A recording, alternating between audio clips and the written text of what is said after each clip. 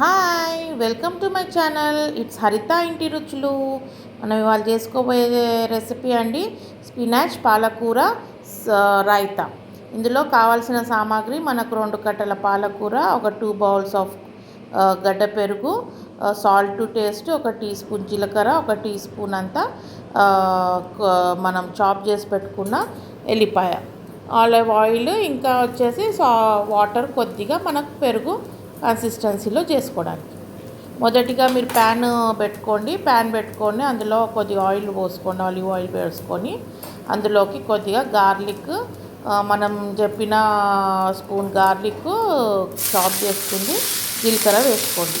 అది కొద్దిగా ఫ్రై అయ్యాక మనము సన్నగా చాప్ చేసి పెట్టుకున్న స్పినాచ్ పాలకూర వేసుకొని దాన్ని కలుపుకున్నాక అందులో కొద్దిగా సాల్ట్ వేసుకోండి, సాల్ట్ టు టేస్ట్. మనం ఇది పెరుగులో కలుపుకుంటాం కాబట్టి కొద్దిగా పెరుగు కూడా సరిపోయేటట్టు, పాలకూరకు సరిపోయేటట్టు సాల్ట్ టు టేస్ట్ వేసుకోగానే అందులో ఉన్న వాటర్ అంతా రిలీజ్ చేస్తుందండి.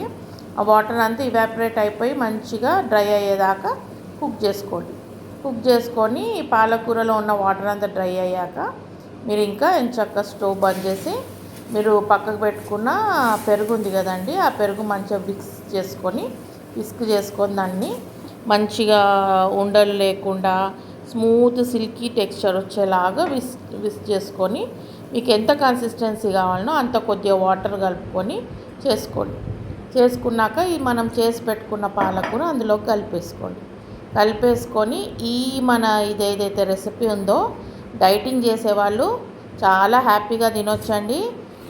No calorie food, plus yogurt అనేది మనకు మంచిది, కాల్షియము, పాలకూర అనేది ఫైబ్రస్, విటమిన్స్ ఇస్తుంది, కండ్లకైనా స్కిన్కైనా మంచిది. ఇది మీరు ఇలా చేసుకొని, జీలకర్ర అనేది మన డైజెషన్ సిస్టమ్కి ఇంప్రూవ్ చేస్తుంది.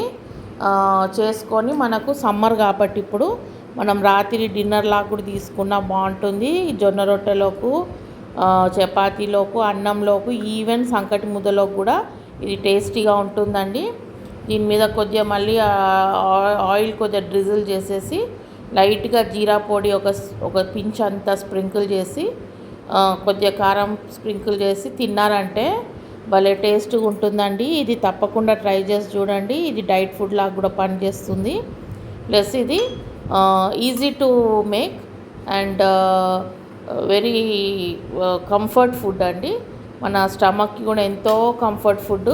ఇది తిన్నారంటే మన స్టమక్ కూడా హ్యాపీ అయిపోతుంది, ఎందుకంటే మనకు లైట్ ఉంటుంది, ఇంకా వచ్చేసి కడుపు చల్లబడుతుందండి. ఈ హై టెంపరేచర్ సీజన్కి ఇది comfort food. Thank you. Like, share and subscribe.